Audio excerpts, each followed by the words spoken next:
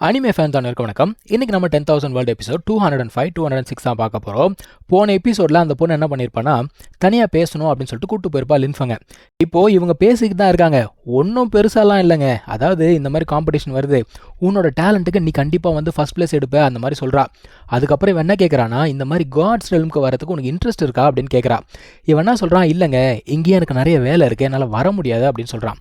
இவன் என்ன சொல்கிறா, இல்லை உங்களோட காண்டினென்ட் வந்து கண்டிப்பாக மிகப்பெரிய ஆபத்தில் இருக்குது, ஏகப்பட்ட டீமன்ஸ் அங்கே வந்து பிரச்சனை பண்ண போகிறாங்க, இப்போ வாழ்க்கை நடத்துறதே கஷ்டம் அப்படின்னு சொல்கிறா. இவன் என்ன சொல்கிறான்னா, அதுக்காக தான் நான் இங்கே இருக்கணுன்றேன் அப்படின்னு சொல்கிறான்.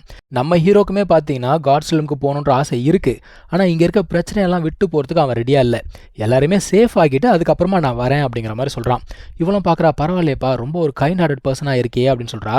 சப்போஸ் நீ காட்ஸ் ரெல்முக்கு வந்த அப்படின்னா இந்த இடத்துக்கு வந்து என்னை மீட் பண்ணு அப்படிங்கிற ஒரு இன்ஃபர்மேஷனையும் கொடுத்துட்றா. இப்போ 7 நாள் கழிச்சு நம்ம எதிர்பார்த்துக்கிட்டு இருந்தால் அந்த ஒரு காம்படிஷன் ஆரம்பிக்குதுங்க. இது என்னடா காம்படிஷன், எனக்கே பார்க்கணும் போல் ஆசையாக இருக்குது. ஸோ எல்லாருமே அந்த இடத்துக்கு வந்திருக்காங்க, அதாவது நிறைய கிளான்ஸ்லேருந்து வந்திருக்காங்க. ஏன்னா இங்கே ஜீனியஸ் எல்லாம் சண்டை போடுறாங்கல்ல, இவங்க சண்டை போடுறத பார்த்து அவங்கள ரெக்ரூட் பண்ண போகிறாங்க. எப்பவும் போல் இங்கே இருக்க அந்த ஒரு கும்பலுக்கு நம்ம ஹீரோ மேலே தான் கண்ணு. இன்னைக்கு அவனை வச்சு சம்பவம் பண்ண போகிறோம் பாரு அப்படின்னு பேசிக்கிட்டு இருக்காங்க. உன்னால் முடியுமா அப்படின்னு சொல்லிட்டு ஒருத்தன் கேட்குறான். கண்டிப்பாக முடியும். அவன் என்ன காட் வெப்பனை வச்சு சீன் போட்டுக்கிட்டு இருக்கான். இந்த காம்படிஷனில் காட் வெப்பன்லாம் யூஸ் பண்ண முடியாது, நேச்சுரல் டேலண்ட் மட்டும்தான் யூஸ் பண்ண முடியும். அவனை என்ன பண்ண போகிறான் பாரு அப்படின்னு சொல்லிட்டு இவங்கெல்லாம் பேசிக்கிட்டு இருக்காங்க. இந்த பொண்ணு பார்க்குறா, அந்த கும்பல் உன்னை பற்றி தான் பேசுது தெரியுமா அப்படிங்கிறான். அவனுங்க பேசினா பேசிட்டு போகிறானுங்க, நீ எதையும் கண்டுக்காத அப்படிங்கிறான். இப்போது இந்த பேலஸ் மாஸ்டர் இருக்காங்க இல்லையா, இவங்க பேச ஆரம்பிக்கிறாங்க. இவங்க சொல்கிறாங்க இந்த மாதிரி காம்படிஷன் அப்படிங்கிறது ஆரம்பிக்க போது, ஏன்னா இது ஒவ்வொரு 7 வருஷத்துக்கு தான் நடக்கும். அதுக்கப்புறம் அவங்க என்ன சொல்கிறாங்கன்னா, இதில் இந்த பிளட் லைன் பவர் அப்படிங்கிறத யூஸ் பண்ணலாம், சோல் பவர் எல்லாம் யூஸ் பண்ணலாம், ஆனால் டிவைன் வெப்பன்ஸ், ஹோலி வெப்பன்ஸ் எல்லாம் யூஸ் பண்ணக்கூடாது அப்படின்னு சொல்கிறாங்க. இந்த காம்படிஷனில் ஃபர்ஸ்ட் பிளேஸ் எடுக்கக்கூடிய அந்த ஒரு பர்சனால் ஸ்டார் பேலஸில் சேர முடியும். இதெல்லாம் பத்தாததுக்கு அவனுக்கு காட் வெப்பன்ஸ் அதெல்லாமே கிடைக்கும். இதெல்லாம் இல்லாமல் டிவைன் லிக்விட் அப்படிங்கிறதும் கிடைக்குமா. இந்த டிவைன் லிக்விட் அப்படின்னு சொன்ன உடனே அந்த ஸ்வாட் ஸ்பிரிட் என்ன சொல்லுதுன்னா, அது எங்களுக்கு கிடைச்சதுன்னா எங்களுடைய 30% ஆஃப் த ஸ்ட்ரென்த் எங்களால் இம்ப்ரூவ் பண்ணிக்க முடியும் அப்படின்னு சொல்லுது. அப்போ லின்ஃபங் பார்க்குறான், ரைட்டு, அப்போ கண்டிப்பாக ஃபர்ஸ்ட் பிளேஸ் எடுத்து தான் ஆகணும் அப்படிங்கிறத முடிவு பண்ணிட்டான். ஃபர்ஸ்ட் ரவுண்ட் என்ன அப்படின்னு பார்த்தீங்கன்னா, அங்கே ஒரு மானுமெண்ட் இருக்கும். அந்த ஒரு மானுமெண்ட்டை இவங்களுடைய மார்ஷல் சோல் அப்படிங்கிறத வச்சு அட்டாக் பண்ணும். இதில் செலக்ட் ஆகிற அந்த டாப் 200 பீப்புள் வந்து அடுத்த ரவுண்டுக்கு போவாங்க. எடுத்த உடனே லின்ஃபங்கோட சிஸ்டர் தான் போகிறா. அவள் அடித்த அடியில் எல்லாருமே பார்க்குறாங்க, என்னன்னா இவளுக்கு மட்டும் அந்த ஷூரா பாடி இல்லை அப்படின்னா எனக்கு வேணும் உனக்கு வேணும்னு சொல்லிட்டு கண்டிப்பாக இவங்க சண்டை போட்டிருப்பாங்க. ஷூரா பாடி இருக்கிறதுனால கம்முன்னு இருக்காங்க. அடுத்தது லின்ஃபங் போகிறான். லின்ஃபங் பற்றி நம்ம சொல்ல வேண்டிய அவசியமே கிடையாது. அவன் அடித்த அடியில் எல்லாரும் செதறி போயிட்டானுங்க. என்னடா இந்த பையன் இவ்வளோ பவர்ஃபுல்லாக இருக்கானே அப்படின்னு பார்க்குறானுங்க. ஸோ இப்படியே டெஸ்ட் அப்படிங்கிறது போகுது. இவங்க யாருமே லின்ஃபங் வந்து ஃபர்ஸ்ட் பிளேஸ் எடுப்பான் அப்படிங்கிறது எதிர்பார்க்கவே இல்லை. அப்போ கூட அவனுங்க தோல்வியை ஒத்துக்க மாட்டானுங்க. என்ன சொல்கிறானுங்கன்னா, இப்படி நடக்கும் தெரிஞ்சிருந்தா நான் என்னுடைய மொத்த பவரையும் யூஸ் பண்ணியிருப்பேனே அப்படின்னு சொல்கிறானுங்க.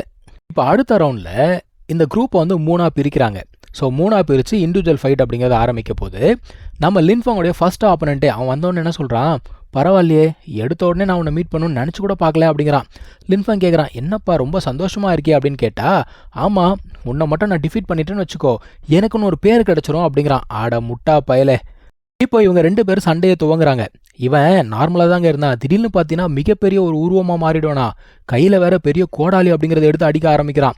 நம்ம ஹீரோ எந்த ஒரு வெப்பனும் யூஸ் பண்ணல இப்போ வரைக்கும், ஜம்ப் பண்ணி போய்கிட்டே இருக்கான். இதை பார்த்தோன்னே இவங்களுக்கு சந்தோஷம், கண்டிப்பாக இன்னைக்கு லின்ஃபங் தோத்தே போயிடுவான், பார்த்துட்டே இரு, அவனுடைய தோல்வி இன்னைக்கு உறுதி அப்படிங்கிறானுங்க. அவன் பெரிய ஆக்ஸ் எடுத்து அடிக்கிறான்ல, நம்ம ஹீரோ தன்னைத்தானே ப்ரொடெக்ட் பண்ணிக்கணும் அப்படிங்கிறதுக்காக அந்த பெல் ஷீல்டு அப்படிங்கிறத போட்டுக்கிறான். இதை பார்த்தோன்னே என்னடா அந்த பையன் பெல் ஷீல்ட்லாம் யூஸ் பண்ணுறான் அப்படின்னு சொல்லிட்டு ஆச்சரியமாக பார்க்குறாங்க. இருந்தாலும் நீ பெல் ஷீல்டு யூஸ் பண்ண எனக்கு என்னடா, இப்போ என்ன பண்ணுறான் பாரு அப்படின்னு சொல்லிட்டு மறுபடியும் ஒரு பவர்ஃபுல் அட்டாக்கை யூஸ் பண்ணி அடிக்கிறாங்க. அவன் அட்டாக் பண்ணிக்கிட்டே இருக்கும்போது லின்ஃபங் சும்மா இருப்பானா, லின்ஃபங் என்ன பண்ணுறான், அந்த லைட் ஆஃப் டிஸ்ட்ரக்ஷன் அப்படிங்கிறத பயன்படுத்துகிறான். மறுபடியும் ஆச்சரியமாக பார்க்குறானுங்க, டேய் என்னடா இந்த பையன் லைட் ஆஃப் டிஸ்ட்ரக்ஷன்லாம் யூஸ் பண்ணுறான், இந்த ஸ்பிரிச்சுவல் பாத்துலேயும் இவன் ரொம்ப ஒரு ரேரான டேலண்ட்டாக இருக்கிறானே. ஆனால் லின்ஃபங் வந்து அதோட நிற்கலை, கண்டினியூஸாக பார்த்தீங்கன்னா அட்டாக் பண்ணிக்கிட்டே இருக்கான். இப்போ ஆப்பனண்ட்டால் தாக்கு பிடிக்க முடியல. அவன் ஒரு வழியாக தன்னுடைய தோல்வியை ஒத்துக்கிட்டு பயபுள்ள விழுந்தே விட்டான் ஐயா. ஸோ இந்த ஒரு ரவுண்டு பார்த்தீங்கன்னா இப்படியே போகுதுங்க. அடுத்த ரவுண்ட் என்னென்னா, அங்கே வந்து நிறைய பில்லர்ஸ் மாதிரி இருக்குது.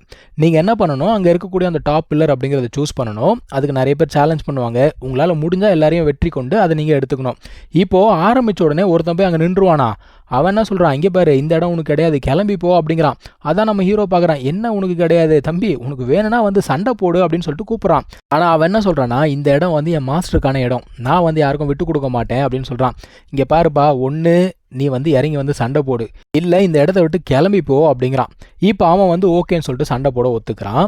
அவன் வந்து பார்த்தீங்கன்னா ஸ்கை மார்ஷல் டொமைன் சொல்லிட்டு ஒரு டொமைன் வச்சிருக்கானாமா.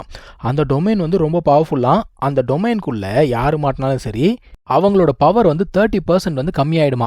நமக்கே இவன் பேசுறத கேட்கும்போது கொஞ்சம் கடுப்பாக இருக்குங்க. ஹீரோக்கு எவ்வளோ கடுப்பாக இருக்கும்.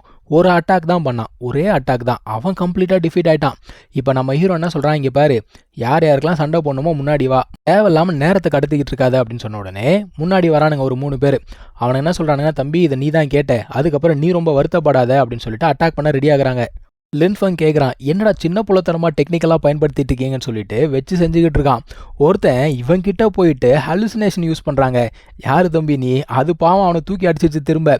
அதுக்கப்புறம் இன்னொருத்தன் கொஞ்சம் கூட மனசாட்சியே இல்லாமல் 10,000 ஸ்வாட் கண்ட்ரோலாம். யாருக்கிட்ட அவன் என்ன பண்ணுறான், அவனுடைய ஸ்வாட் சோலை வெளில எடுத்தோடனே சுற்றி இருக்க கத்தியெல்லாம் அவனை சுற்று போட ஆரம்பிச்சிருமா.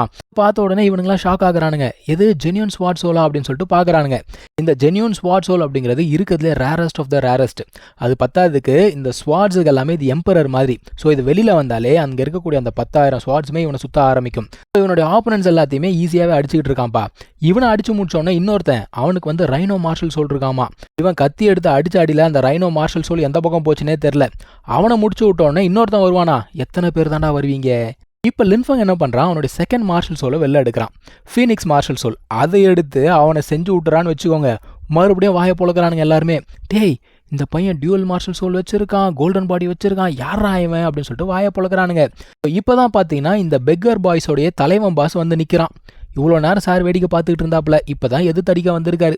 ஸோ இதுக்கப்புறம் அவர் அடிச்சாரா இல்லை அடி வாங்கினாரா அப்படிங்கிறத நம்ம அடுத்த எபிசோடில் பார்க்கலாம். தேங்க்யூ ஸோ மச் ஃபார் வாட்சிங். Take care. பை.